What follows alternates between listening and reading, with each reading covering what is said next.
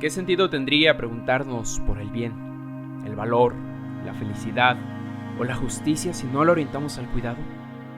¿Qué sentido tendría una reflexión filosófica sobre la vida moral si nos desentendiéramos de la fragilidad humana, de la vulnerabilidad de las relaciones sociales y de la instrumentalización de la naturaleza? Agustín Domingo Mortalla. La fragilidad de la condición humana. Nunca cuidamos solo una herida, una enfermedad, un trauma, un duelo o una dolencia.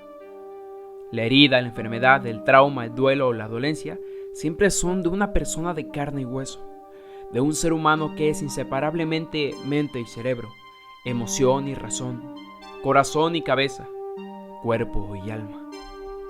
Así podemos introducir una auténtica ética del cuidado que con prolijidad se descuida diariamente y desatiende el imperativo de la responsabilidad, en contrariedad con el esfuerzo de reivindicar un cuidado auténtico, cuidado que necesita ser pensado y calificado por la misma ética, que a su vez tiene que pasar por la prueba de la experiencia, la herida, la enfermedad o el duelo. Ante la crisis, se presenta una fenomenología de la vulnerabilidad para reivindicar la urgencia del hombre capaz. Un análisis y clarificación de la vulnerabilidad nos sumerge en la impotencia, frustración, desánimo y enfermedad. Por el contrario, se trata de un análisis o reflexión para descubrir, conocer y articular la vida humana a través de sus fragilidades y la apropiación de posibilidades que la vida nos ofrece. Antes de comenzar con el desarrollo, análisis y la espera de una futura comprensión acerca de lo que es la fragilidad humana y su relación con la crisis sanitaria del año 2020, me gustaría citar al neurólogo, psiquiatra y filósofo austriaco Viktor Frankl, que recoge bien la necesidad de una ética de la responsabilidad y del bien cuidar. Vivimos en una época caracterizada por un sentimiento de falta de sentido. En nuestra época, la educación ha de poner el máximo empeño no solo en proporcionar ciencia, sino también en afinar la conciencia, de modo que el hombre sea lo bastante perspicaz para interpretar la exigencia inherente a cada una de sus situaciones particulares.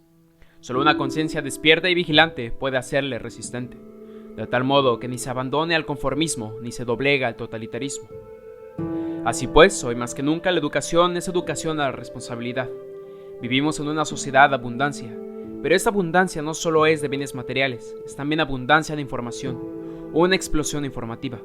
Si el hombre en medio de todo este torbellino de estímulos quiere sobrevivir y resistir a los medios de comunicación de masas, debe saber qué es o no lo importante, qué es o no lo fundamental.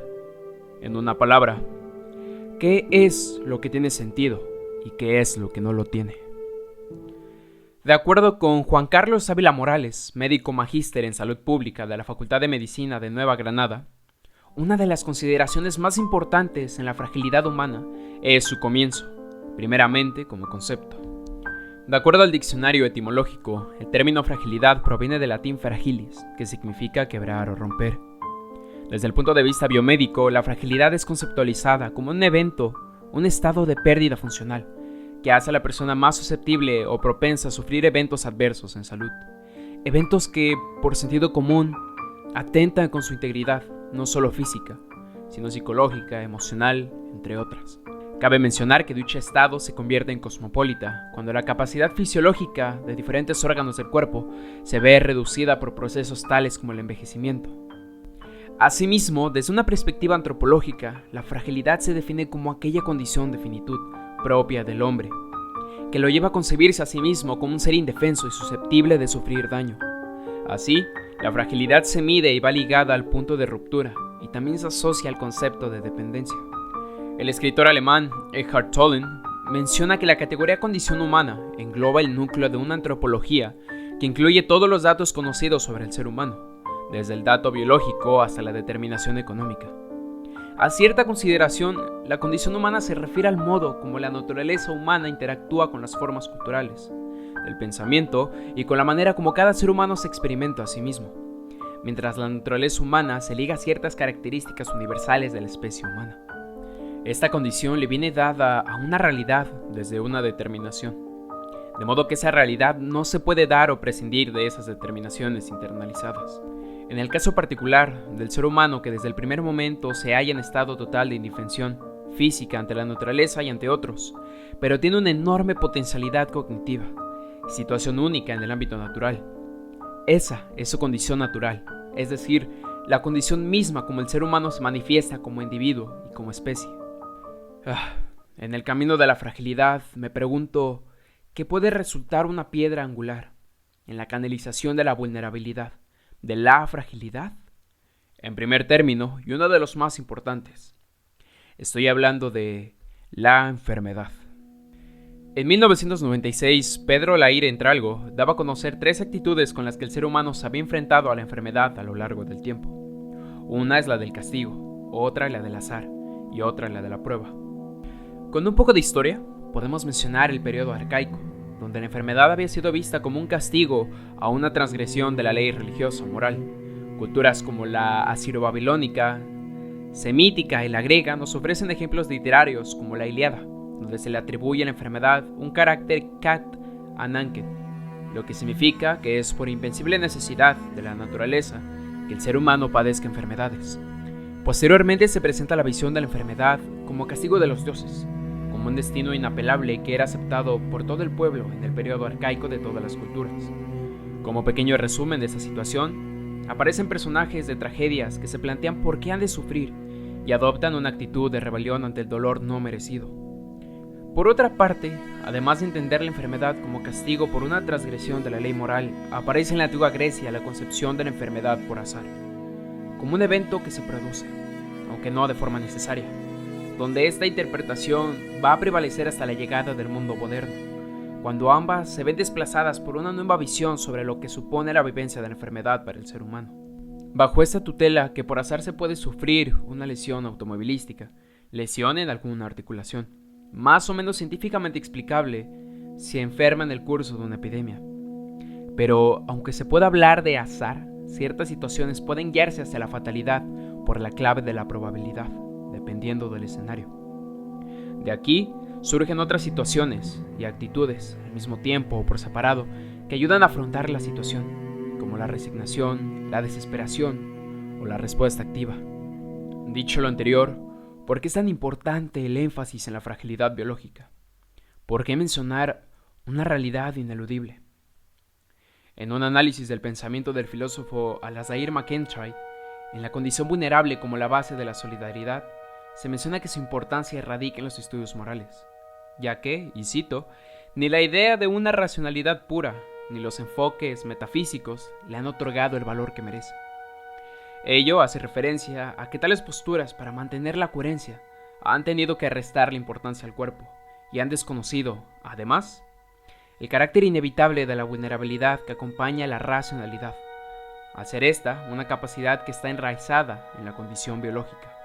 En su análisis, considero que Melich hablaba que, a partir de la dimensión biológica, es que puede verse con mayor claridad cómo los seres humanos estamos de continuo enfrentándonos a una gran cantidad de aflicciones físico-psíquicas en el transcurso de la vida, en distintas etapas y con diferentes grados de intensidad, donde, dentro de la cotidianidad, experimentamos la vulnerabilidad en expresiones afectivas, dichos como emociones, tales como el amor, la ira, el temor, la culpa, el deseo sexual, la pena de muerte de un ser querido.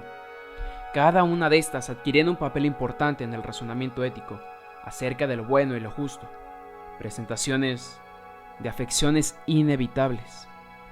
Por algún sentido en común, todas y cada una de las afecciones del ser humano, no solamente la enfermedad, nos hacen entender la relación de vulnerabilidad y dependencia, donde ambas reclaman una ética que no puede basarse exclusivamente en principios o en la idea de un ser humano plenamente autónomo, dueño de sí mismo y amo de su ser.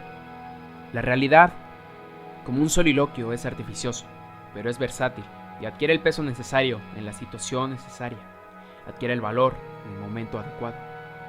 Lo que intento decir, como ya lo he tratado en videos anteriores, es que si bien la individualidad resulta necesaria en la academia, con la gente de pie y la práctica, lleva a una consecuencia moral que desprende el reconocimiento de la vulnerabilidad y la dependencia humana. Pero es en el momento donde por alguna razón se ignora este reconocimiento, ocurre un fenómeno muy sencillo y, creo yo, demasiado común. el ocultamiento de la vulnerabilidad. Avanzamos en la vida con la mirada desorientada, atentos en esto o en aquello, preocupándonos por lo ajeno y conflictuándonos por el poder de la angustia, fuera o dentro de nosotros, ocupaciones que impiden que la conciencia se haga más profunda, que la racionalidad se haga partícipe en juzgar el verdadero valor del cuidado. Y aún así, nadie está exento de esto.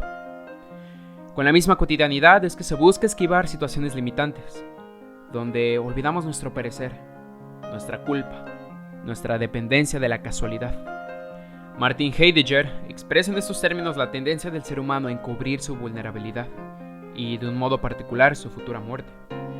Esta apropiación de la vulnerabilidad es, de hecho, potencial y se convierte en algo actual a través de las experiencias que uno va acumulando a lo largo del periplo vital. Al final, si puede rebasarse ese ocultamiento inconsciente, se toma conciencia y ocurre un estrechamiento de madurez. Madurez que en su significado consiste en ser consciente de la propia fragilidad, en alcanzar cierta lucidez mental respecto al ser que somos. Hablando de fragilidad, vulnerabilidad, su forma inherente, nuestra condición humana, de forma gradual, he de llegar a un ejemplo importante que ha develado nuestra fragilidad humana. Y eso ha sido, sin duda, la crisis sanitaria de 2020. De acuerdo con las palabras del filósofo chileno Gustavo Yanez González, sin duda puede resultar complicado hacer memoria para hallar otro acontecimiento contemporáneo que sea comparable con la espectacularidad de esta crisis. El virus desacomoda la cotidianidad y apartó nuestro ocultamiento de la vulnerabilidad. Nos recordó, sin que lo queramos, dos rasgos comunes a todos los seres humanos: nuestra animalidad constituyente y nuestra fragilidad inmunológica ante lo desconocido. La soberanía sobre el tiempo ha sido maniatada, sin más. No somos sujetos sobre un predicado maleable, sino más bien puro devenir frágil en un mundo que no controlamos. Astillado queda también el imaginario del ser para la muerte, en cuanto que una molécula microscópica podría matarnos en una sala de cuidados intensivos, lejos de una íntima despedida, lejos del modo en cómo quisiéramos morir. Develamos igualmente una insalvable dicotomía entre vida o economía, que parece levantarse en ciertos discursos. Ahora bien, la causa de que esta situación sea así no se debe a la insuficiencia de la ciencia, de modo que el problema es de prioridades. Jeffrey Antonio, en su artículo Fragilidad en Crisis, de igual manera planteaba una oportunidad de replantear el valor de una ética del cuidado, la sensibilidad. Pero en la pérdida repentina de nuestra cotidianidad, de una normalidad que pone en duda su verdadera definición, pudimos notar el anhelo, la absorción de la apatía, la riqueza en el desinterés por una situación frágil, como un hilo muy delgado era cortado sin resentimiento, lo cual personalmente me llegaba a la intriga si era causa de la desinformación, del desconocimiento, de un desapego por la empatía, un intercambio de lenguaje por otros, aquellos, que sin lugar a dudas seguirá siendo un signo de interrogación muy grande y potencialmente peligroso ahora y para adversidades posteriores. Entonces, ¿a dónde llegamos con una conciencia de la vulnerabilidad? ¿A dónde llegamos ocultando dicha vulnerabilidad? La intención no es juzgar, es divulgar, conocer la vida, ese misterio sobrecogedor, arrollador, inagotable, que cede a la muerte. Porque la vida humana siempre se ha visto condicionada por la fortuna, entendida como los hechos que aparecen repentinamente para cambiar el curso de los acontecimientos. De ahí que el ser humano aspire a poder controlar su vida, abordar la fragilidad humana desde un principio, la comunicación, los problemas de organización y el duelo anticipatorio. Sin embargo, siempre cabe la posibilidad, la probabilidad de descubrir elementos, propuestas y conceptos con los que, en situaciones de vulnerabilidad, una ética del cuidado, de responsabilidad, se puede contar a la hora de tomar forma, orientada a la transmisión de sentido, que la vida es más, y es nuestro deber como mínimo empatizar con ellos, de vivir la incertidumbre de que hay más allá de un placer momentáneo, de una dádiva efímera, y poder presenciar la trascendencia en cada uno de nuestros cuidados. En otras palabras, ¿qué es lo que tiene sentido y qué es lo que no? ¿Qué valor le damos al presente, al pasado, al futuro, a la trascendencia de nuestras acciones? ¿Qué valor tiene nuestro tiempo? Vulnerabilidad, debilidad, naturaleza, responsabilidad, valor. Es más, la fragilidad. En medio de la adversidad, me pregunto yo, ¿no será hora de hallar algún tiempo posible, de algún porvenir, para poder develar nuestra verdadera fragilidad? En medio de la adversidad, de la crueldad de una pandemia, ¿dónde queda la empatía? ¿Dónde reconocemos nuestra fragilidad? ¿A través de qué y cómo? Si te gustó y fue de tu agrado, deja un me gusta y ayúdame compartiendo el video. Y sería de gran ayuda también que me dijeras qué te pareció en los comentarios. Ha hablado José Luis Avilés Mejía y te deseo un próspero año nuevo. Gracias.